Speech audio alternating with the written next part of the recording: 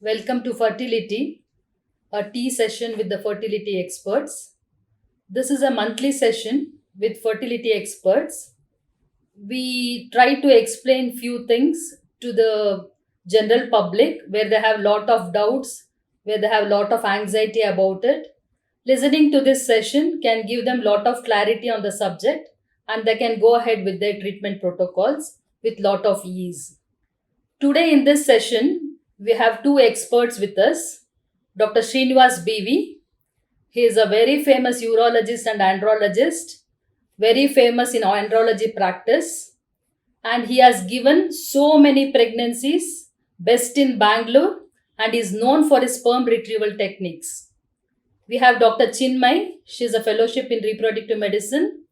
She looks after the South End branch.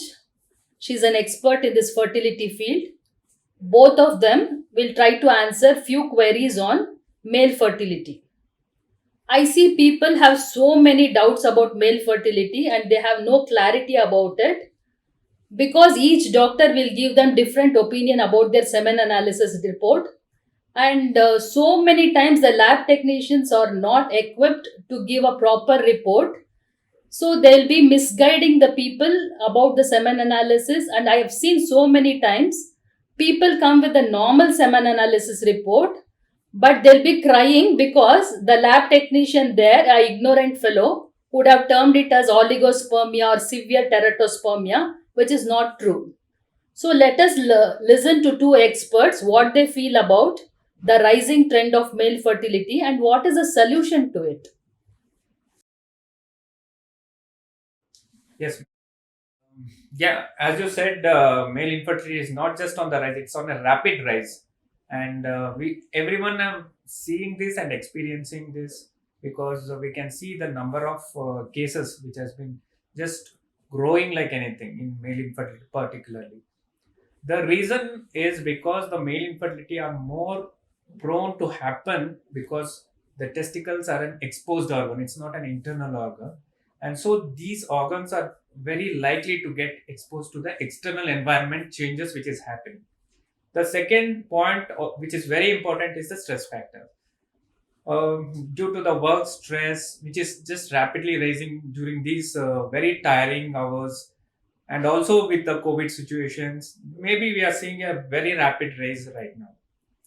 The third and very important aspect, which everybody tries to forget or even doesn't discuss, is the lifestyle, which is changing a lot. What lifestyle we used to have earlier and what we are facing at this present situation is quite a lot of difference. Now, these differences does make a lot of change in the semen parameters, and this leads to male. I wouldn't say as male infertility. I would like to call it as subfertility because everyone are not infertile. So when we name a person as infertility, that means at any point of time or at whatever treatment given, he will not be able to become a father, which is not so. That is why I want to call it as a misnomer. Of course, there are a very small percentage of people who are totally infertile. These group of peoples are basically who have a genetic problem which cannot be changed. Otherwise, those who are experiencing the environmental changes or those who have some habitual like lifestyle modification can be done. In these cases, we can bring them back to normalcy, or we can try to improvise to whatever extent we can, and we can bring them or give a baby to them. So these groups are called subfertility. So I would say that yes, there is a rise in male subfertility. Very small group, yeah, there is a rise in infertility as well. But the overall, when we look into the population, there's a very rapid rise in the problems existing with the fertility of the male. Thank you, sir. Dr. Chinmayie, around 15 to 20 years back when I started my practice, there was only a lady coming inside telling that she's not able to mother a child, or sometimes she would be accompanied by a mother or a mother-in-law.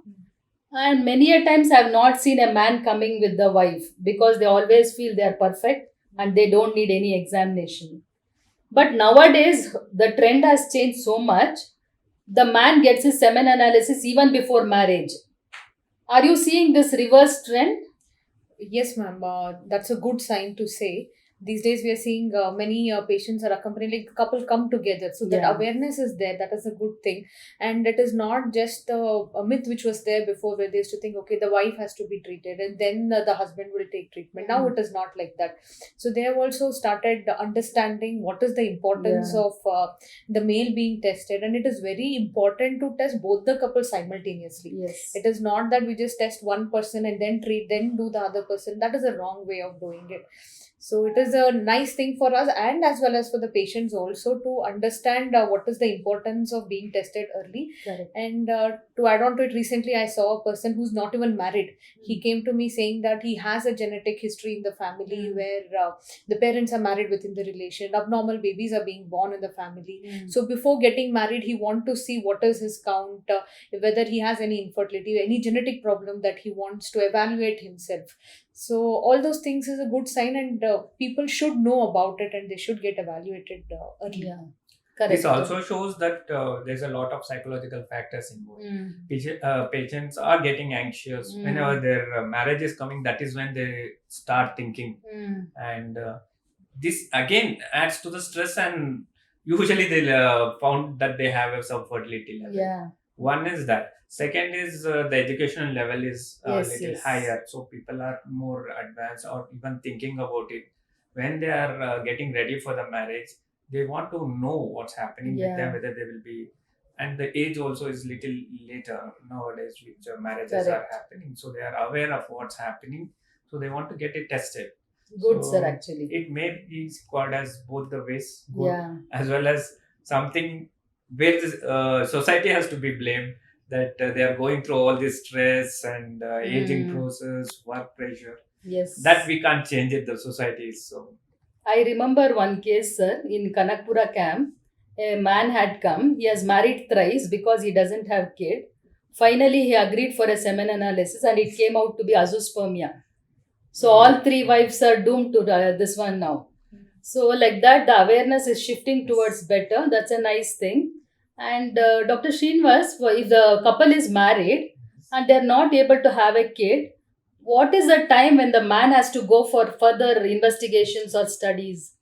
Uh, Looking at the present scenario, the first and foremost questions we ask is whether the intercourse is happening properly or whether they are having a protected intercourse. Because many a times they want to shift the happening of baby to a few years. Yeah. So they may be having some protective devices. So how long they have been engaged in unprotected sex. Okay. The other important is when they are aware of the fertile period or they are not. Whether they are trying to have intercourse during the fertile period. So much we need to ask them. Then when we take that they are doing in a fertile period, they are aware of these things and they are having unprotected intercourse, that is when the time starts and we take it 6 months. 6 months of unprotected intercourse who are both normal, still not conceiving, is called as they have determined or it is labeled as subfertility. It starts with that. Okay. So we can wait up to 1 year because naturally also sometimes it may take a longer time. But 6 months is the duration which we give it. So anything after 6 months they are trying and not conceiving, please they have to come to anybody, even a gynecologist, andrologist, or a urologist, some medical practitioner who will at least do the basic things and find out whether they are having some issues or not. See, if a man gets tested and in the first semen analysis you find that count, motility, and morphology, everything is bad. So, do you immediately sit with the man and say your semen parameters are very bad, you need treatment? Or is there any other protocol, doctor?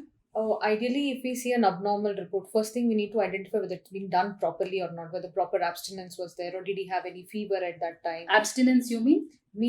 From his last ejaculate to the time he has given sample, there should be a gap of 2 to 7 days, neither less nor more. So if that only in that duration when it is done, we'll get the proper report. And second thing is sometimes if he's given when he's in acute stress, like fever or any sort of infection, then it can come abnormal. So ideally we repeat it after 4 weeks in proper protocol when it has been followed, collected and all those things. Then if that report comes abnormal, yes, then he's labeled as an abnormal parameters are seen and he needs treatment for that. it is Okay. necessary. You But want it is to- always advisable to do two semen analysis, whatever, even if it is azoospermic. We usually give a gap of a month at least and then repeat the analysis, because a lot of differences between the lab to lab changes, as you had already said about it, happens. So sometimes we can't just go with one report. Certain condition which the patient may not be aware. He may be facing the problem like fever, which he may not be noticing, and then he might have given the ejaculate, and then when it becomes normal, it can come as normal. So we have to repeat at least with a gap of 1 month. Two analysis at least is the minimum requirement. Okay. Nowadays, we are seeing so many samples with nil sperms, no, sir? Azoospermia. Yes. So, when they go to the general doctor or a normal physician, they immediately advise them to go for donor IUI. Immediately, their hearts are broken because they want their own genetic material and it's not happening to them. What's your advice, sir? First and foremost, before labeling azoospermia, we have to understand what is azoospermia, because many a times a patient may not be able to give sample at all, and they should not be labeled as azoospermia. They are called aspermia, means they have given some ejaculate because of the tension, just an ejaculate from the secretions from the glands, and that should not be taken as it's the ejaculate, and if anybody checks, it will be zero. So how do you differentiate between aspermia and azoospermia is you have to do a pH value. So that's why it's very important whenever we see a semen analysis to see each parameters. The pH, if it is less than 7.8, it's definitely not a seminal vesicle ejaculate. Okay. So whenever they do it with anxiety, they may not, the seminal ejaculate might not have come out. Okay. So that is when the sperm wouldn't have come out. They would have just given a little 1 ml of the secretions, and there the pH will be less. So that's how we'll come to know. The other thing is, of course, sometimes they will get a few drops of urine, and that can be given as an ejaculate. Now, again, pH will be acidic as urine it is, and odor, we will come to know lots of other tests also like creatinine if required. But otherwise, semen samples will have a very high, it should be more than 7.8 alkaline in nature. Okay. So once we find out, yes, it is a semen analysis, it's a semen, it's not other secretions or urine. The next step we go is we always ask for the second one sample. The second sample also comes as zero. There's no sperm at all. Now we know he is giving an ejaculate itself and no sperms are there. Still, I will not name him as azoospermia, because sometimes we have a term called as cryptozoospermia. We have to centrifuge the sample, whatever is got, and then sometimes in the centrifuge we will get few sperms. They are still not named azoospermia. These are called cryptozoa because they are hidden. The sperms are hidden within the pellets. And now let me go further. Let us say even after this we are not getting any sperm at all. Still there can be something called a retrograde ejaculate. Few people who are like diabetic, or those who underwent surgery where the bladder is injured, or some sphincter mechanism is not there due to various reasons, because if they are taking some alpha blockers, the sphincter mechanism will not work properly. That time the ejaculate can go into the bladder instead of coming out. So in such cases, severe degree, it can present as azoospermia. Okay. Mild degree will be oligospermia, but we will come to know with the volume. So in these cases, how to find out is you have to ask after the ejaculate when he passes urine, does he get any whitish discoloration or some clot-like thing, or this is a clinical suspicion. Okay. Then we do what is called post-ejaculate urine. That again will show us whether he has some sperm in there. Now, let us say this also is negative. That is when we term him as azoospermia. And after doing so much of test, when we term him as azoospermia, 90% is still correctable. There are two terms, obstructive azoospermia, non-obstructive azoospermia. When it comes to obstruction, it's because of an obstruction when the production of sperm is happening but it's not coming out due to block at various levels. It may be in the testes or epididymis, vas deferens, or in the urethra as well. So a lot of channels are there. It can be blocked at any level. So how to find out? We have scan, we have receptors like if it is a block in the epididymis, glycophosphate choline will be raised. Certain things which will tell us where the block Hormones, can be there. Hormones, fructose is the one thing which will tell us whether it's an obstructive or non-obstructive. But there are no other things which can say where is the block. Okay. The hormones will tell us there is the difference between obstruction, whether sperm production is happening or not. Even in a non-obstructive case, the sperm production can be happening and hormones can vary a little bit. But hormones will not decide where is the block. To find out where is the block, we need a scan, or we can also do certain markers like this. Now, let us say most often the block is at the epididymal level, because epididymis is a small tubule which is wound down itself, and it's 6 meter in length. So more likely the length is more. So anywhere it's a very tiny tubule, any infection, inflammation, or any trauma, because testis is an exposed organ, any injury could have caused a block there. Yeah. So which is the most commonest? Epididymis. Now, how do we find out? As we do whenever there is a block in any circumstance, let us say there is a block in a pipe, you put a water, there is a block, it swells up. Similarly, the proximal dilatation, what we call it. So whenever there is a block in the epididymis dilates, and we can feel it or we can see it in the scan. We measure the length. So the length is more than 7 mm, which is normal. Then we have to consider taking as obstruction at that level. Usually we get even up to 13 mm, 15 mm, or even 20 mm. So such depends on the block.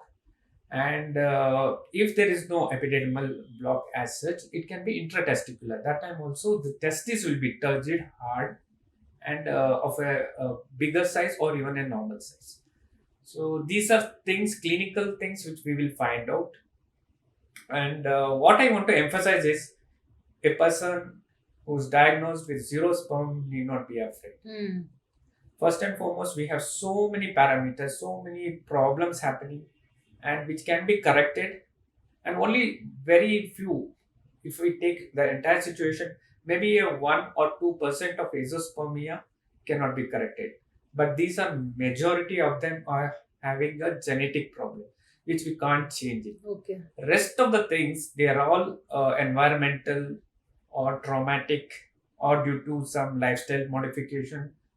All these combinations, when we find out what is the cause, we have a remedy for it.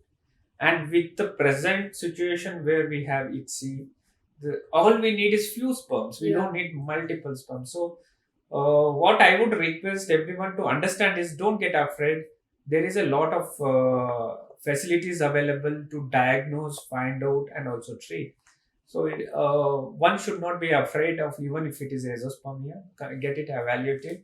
And there is always finding out what it is, and we will prognosticate, and there's a remedy, of course. Semen analysis report, there are so many parameters like count, motility, morphology, puzzle, so many things.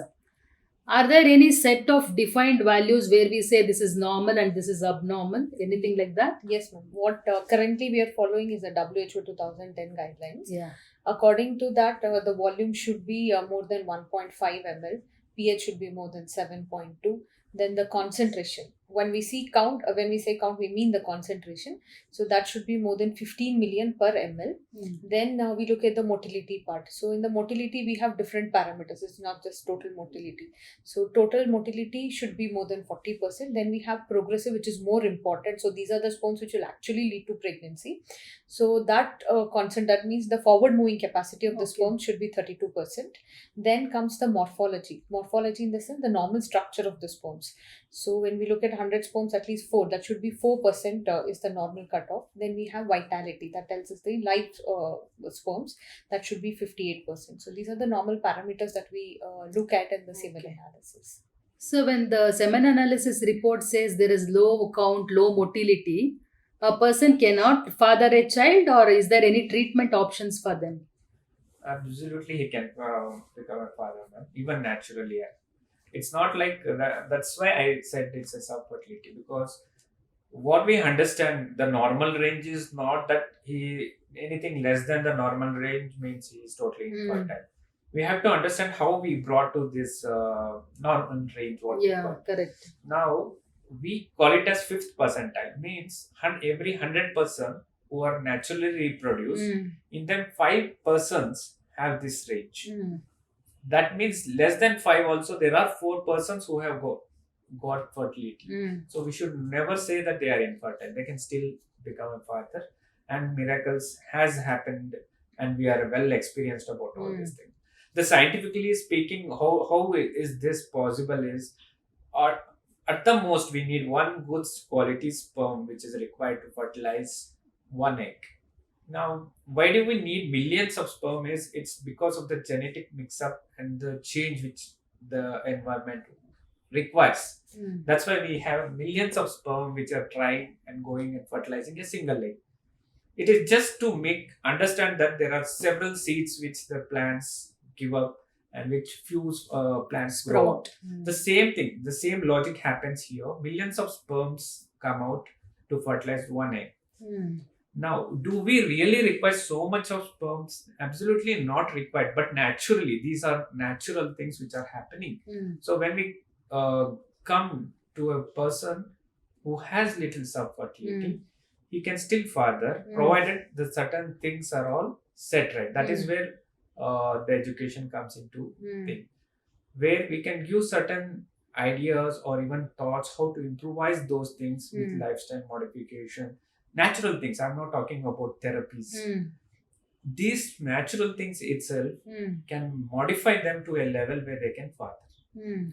Even in case of azoospermia with zero sperm, it is non-obstructive. You can still become father any moment, any time it can be.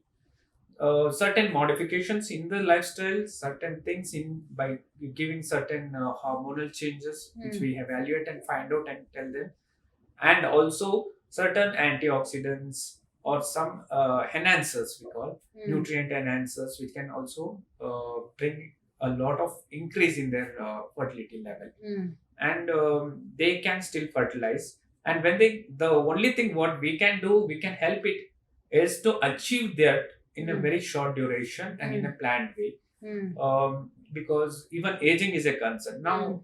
If we give a lot of time and concentrate on the male's fertility, trying to normalize him through natural way, we may lose a lot of time and the other partner can go into a problem. So Correct, yeah. we are now in a stage where we have to address the issue in a short duration. Of course, nobody can wait long. They are also concerned about their future. So in these conditions, we have to give certain medications, hormonal changes, injections, procedures, and so on, and try to maximize the potential for them to fertilize by various things. So it definitely does not rule out natural conception. Can do it. Can happen. Okay. Doctor, you have seen so many patients. They have different occupations, but many occupations affect their fertility potential too. Yes. So, can you name few occupations where it adversely affects the male fertility? Those who are working in a very hot environment, like they'll be working in industries Okay. or where a lot of production and heat is there, so they are the ones. And now IT professionals especially, their work pattern is so much changed that they have to work in the night times, and so their rhythm is changed, so they come with infertility and a lot of stress when it is involved, and their job will be such that they are sitting for a long hours. Okay. So all those conditions do affect the male factor. Okay. Why to go anywhere? Doctors. Let us take doctors. More exposed to the radiations, X-ray radiations, or technicians also who are working constantly. I have seen a lot of orthopedician, cardiologists, because they are completely exposed to X-rays. So they definitely have male infertility. Majority of them. What about chemical exposure? Chemical exposure definitely has anything related to the benzene ring. Definitely causes even pollutants. Those who are going and working, who are staying traffic police, who are more exposed to the air pollutants. And paints, huh? Paint also has lead in them when they mix it. So lead also causes batteries. Chefs. Yes, Kitchen. to some extent, Kitchen, because what they use is not everyone, and also whether they are exposed to that heat constantly. Okay. Because few takes a back, they may come in and they take a shift. Not everyone are affected, but someone constantly in the kitchen and he is Huh. working. Yes, it can be. Sir, actually, I've seen so many pujar, what do you say, they perform yagna Yes. on a daily basis. Yes. They have severe oats. Yes, ma'am. Yeah. The same thing applies everywhere. If it is a constant in nature, yes, anybody can have it. Let us a driver, Ah, because engine is there and the constant heat which is reproduced correct. and causing the problem. I have seen one patient, he was a driver, Mm. and he shifted. Did not shift his job. Mm. He shifted from non-AC to AC. Mm. As soon as I told, yeah, this may be a Mm-hmm. problem. Just a shift from AC car to AC car Mm. gave him a lot of improvement in his semen parameters. Good, yeah. Because he was constantly in a non-AC, which the heat dissipation Correct, was not yeah. happening. At least in the AC car, he had that coolness happening. Yeah. So these are very clear-cut examples which we see that the occupation does affect a lot, and everyone cannot change their occupation. Correct. But we need to find out what are those and try to adjust in that condition what better we can do to change Sir, it. we all know that lady has a biological clock and it keeps ticking. And after 35, 38, it almost comes to AMH and AFC drops very drastically. Does this fit into a male also? Yes and no, because for a male it is a daily, it's just a daily production happening for the male, Mm. and the entire thing would have happened 3 months back. Mm. Nowadays we find it as the more scientific explanation is 64 days exactly. Mm. What happens is the production of the sperm happens every day, every moment, every second, Mm. and it also comes out every second. Okay. So let us say a patient has given an ejaculate, even within next half an hour, you will be able to give the sample. Okay. The only reason why we take a 2 days to 7 day gap is to standardize. Okay. Otherwise, he can give any time. So let us say a patient with azoospermia comes to me, I will say any moment go give it, because all I want to know is he has sperm, one sperm or not. Yeah. So it doesn't matter. So we have to really get into that clinical situation and then advise him. So what as of now, what I can say is like the kind of patient's condition. Depending on that, we have to decide like whether it is his occupation or whether he is giving the sample properly or not. Taking into Is this, there any age cutoff? it is likely to say that there are only two things: we are in the childhood or it is in the very old age. Even age with 80 years also conceived. What But we that's have a seen in rare the instance. rare instance. What I want to say is there is nothing like a limit we have in males. He can still be able to reproduce. But in a child, let us say less than 12 years, that is what we call puberty. It may not happen, may not. I'm not still saying it cannot, because the male reproductive organ is such thing that every day there is a cycle going on. Mm. So once they get into the puberty, the sperm production is happening every day. Let us think about few sadhus, priests who are not into who are given up the family lives and they are only into yogas and all those Yeah. things. So what happens in them? What happens to the sperms? Production happens. Nature cannot stop in them also. But what happens is it dies by itself and passes in the urine. There is a channel.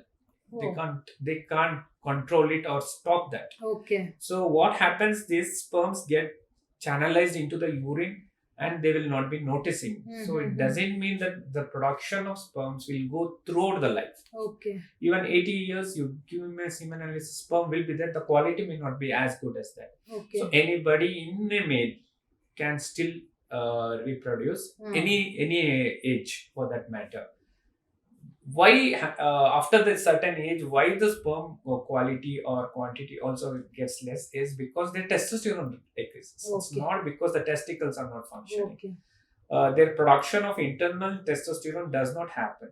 If I give certain like HCG, some gonadotropins in a male, who is aged, he can still reproduce or even Okay. naturally or even get a semen analysis which is on par with the Okay. young age. So there's no particular thing to say that it is the andropause, what we call like menopause. Andropause is a terminology which is very vague, and it is now defined with in terms of a testosterone level, not with male infertility or fertility level.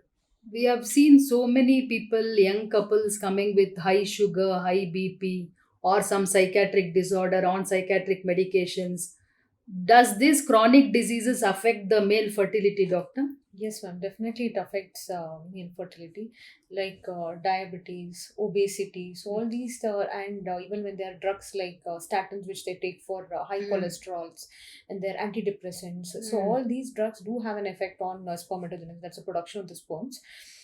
So first thing we should advise them, what is it? What is the severity that is really affected? Do they need treatment for it? Should we have to change certain medications? So by doing all those things, it is possible for them to help. We can help them out to have a child. So, but we need to know what are the things that they are on, how it is affecting. It is very important. Okay. Can you name few medications which they have to be wary of, sir? Basically, as madam said, antipsychotics are majority of the drugs which most commonly they take, because they are not into hypertensive. Yes, certain antihypertensive do cause a problem, but not majority of the youngsters are into hypertensive age. But antipsychotic drugs, I have seen they are taking a lot, maybe due to the stress level. And the other thing is, nowadays more they are more accessible to the psychiatric department, and they are prescribed with psychotropic drugs. And even we have to analyze that it is not just about fertility. The erection also dampens a little bit when they are on antipsychotic drugs. So the performance itself goes down, and it's indirectly it again adds to the stress. When the performance level goes, they lose a sense of they are not able to perform. They take it as a very negative thing, and it's a vicious circle. Once they don't get erection, then their ejaculation dysfunction starts, and then of course the antipsychotic drugs itself causes problem in their motility. Basically motility, not the concentration, motility, as well as some effect on the normal sperms, that is a morphology. But it is mainly due to the ejaculation, which they are unable to ejaculate, or because they don't get that antipsychotic drugs. What they do is it causes a little of a subdue, so the person will not be that hyper excited or active to perform, and so they will not be able to ejaculate. One. Second is the erection doesn't stand up. They may be excited, and when they get into the performance, it just stops or reduces. Again, it causes doubt in his mind. Yeah. So the couple find a lot of difficulties with this. There are many instances in which I just ask them, temporarily you stop this, let us see, just temporarily, and they're very happy with it.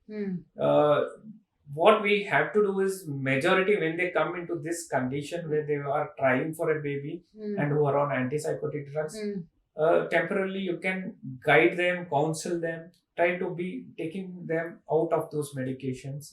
A little bit of improvement, of course, from our side by giving certain PD5 inhibitors which will help them. Majority of them have conceived naturally. But Sir, I think it's a very sensitive issue. Yeah, sir, I've seen so many young men, though not on any medications, but they have lot of sexual problems, Yes, impotence. Yes. Whom should they approach, and what is the solution for? Unfortunately, many of them go and get into the quacks only. Yeah. The thing is, because they are very hesitant. Second, they can't discuss in openly in public, so they don't know where to go. And if they go to a general practitioner, he will just say it's all normal, go, because he will only look into semen analysis. Semen analysis is normally say No, they simply advise IUI, sir. That is not the solution. The thing is, we have to try to bring them to as natural as possible. That if we think of a shortcut, we'll finally land up in accident. So we have to try to go with the nature as much as possible. Now, a young person, he will be having a lot of other factors apart from the psychological things. His lifestyle. because it's very important. I'm seeing a lot of patients with this problem. Smoking, alcohol, even they go and start practicing in the gym with intake of steroids, a lot of androgens to build their bodies. It's like they want to show off. The youngsters, they want to show off, build their bodies, 6 packs, 10 packs, whatever packs they want. They just want to show.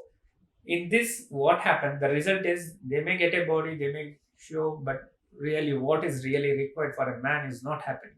They don't understand that. Had given a same thing in the TV channel where we went against the gym practices. Okay. In between the channel itself, they stopped it.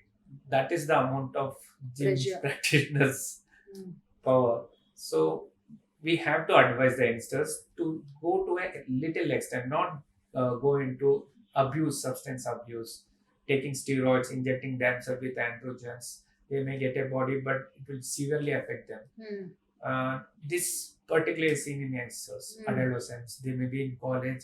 Some will discuss on that. It will propagate within those groups. Okay. And they don't understand the side effects at that level. They just want to show. They want to build their bodies. They think it's an improvement. The side effects causing on their fertility is not told. They are unaware. It's not like they don't want. It's unaware. They don't know that it is the thing. So such things are happening, and very commonly. Even a person came. I'm just taking an example. A bodybuilder came to me, azoospermic. Luckily for him, it was taken just a few years back, 2-3 years back. So I could retrieve him back by giving the gonadotropins. But the treatment continued for 3 months exactly, and then he became totally normal. It may not happen in everyone. Another person who had taken it for 10 years, I couldn't make him back. Okay. The testis was totally fibrotic and gone. Okay. I couldn't reverse it. So we have to educate the youngsters to say what are the side effects of this substance abuse, which is very, very common in this condition. Easily available. You go to any gym, they start with exercises, and slowly when they see that you get into it, they start giving steroids. That is when they want to promote it. And when you get more muscular, you feel happy. Yes. But the thing is, you are not aware of the side effects of that. So as I would say every time, be as natural as possible. Reduce your weight also naturally. Don't go for shortcuts. Work hard. Get into a hard full life. Maybe a long journey, but it is a safe journey.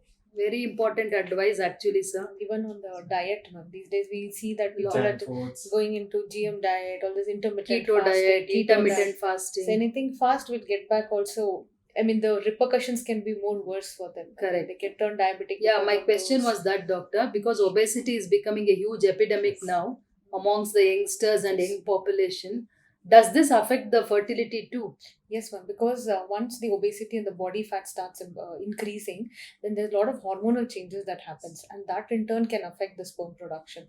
So they will definitely come if they turn out to be obese. That might be the primary cause for the semen abnormalities, Sexual or going dysfunction. into sexual dysfunction, all those things. So, but it is important to lose weight, not in a rapid manner. They should have a good balanced diet, good required exercise, not more than what is necessary. So, if that has been followed properly, then it can be corrected. Yeah. It's they get into a metabolic syndrome where Yes. they're also having diabetes, Yeah. hypertension associated with this. Correct. And I've seen quite a number of patients. Bariatric surgery has definitely helped them. I've seen quite a lot who are azoospermic after the bariatric surgery, basically done for diabetes, and their diabetes is under control. But since I was also following, they have started to ejaculate also. Oh. So definitely, without beyond any doubts, obesity adds a lot of thing to reducing the male fertility, and how much the BMI should be controlled and how much it has to be done. Everybody cannot rush towards it, so it should be a slow process. I would say just keep a aim of 5 kg reduction in a month. Okay. With that, it should not be a drastic one. Of course, if you are going, that patient who came for me was 200 kg. Oh.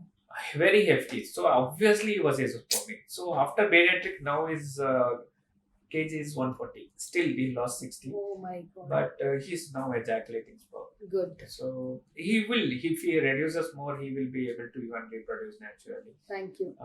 Similarly, one should be aware that it's not just reduction, the way you reduce the weight, and also the supplements, nutritional supplement, what is required, lifestyle modification Correct, yeah. which you require. Not take up the stress too much, get into the environment, have a healthy lifestyles, go into the park, get a natural vitamin D. Yes. Not required to supplement you with vitamin D injections, or Get yourself exposed to get sunshine. exposed to sunlight, do Yeah. light exercise in a regular way. I would suggest that instead of going into gym and doing it, just go into some sports which you are interested, which Yeah. you will be enjoying it and also doing it in regular ways, Yeah. which are very simple things, but it will give a lot of changes.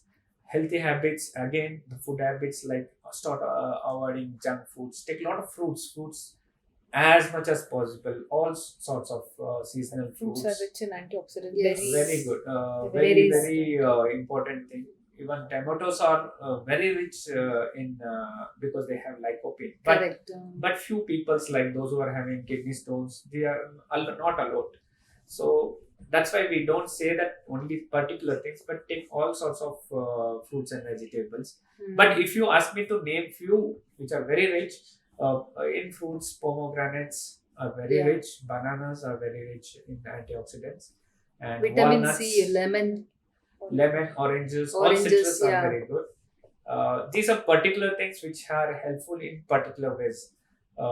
Like pomegranates and bananas increase the sperm count, Okay. and vitamin C is for the motility, and walnuts, they are very rich in Omega arginine, 3. and yes, omega-3 fatty acids, which reduces the cholesterol, indirectly increases the testosterone and the production. Correct, So yeah. concentration raises.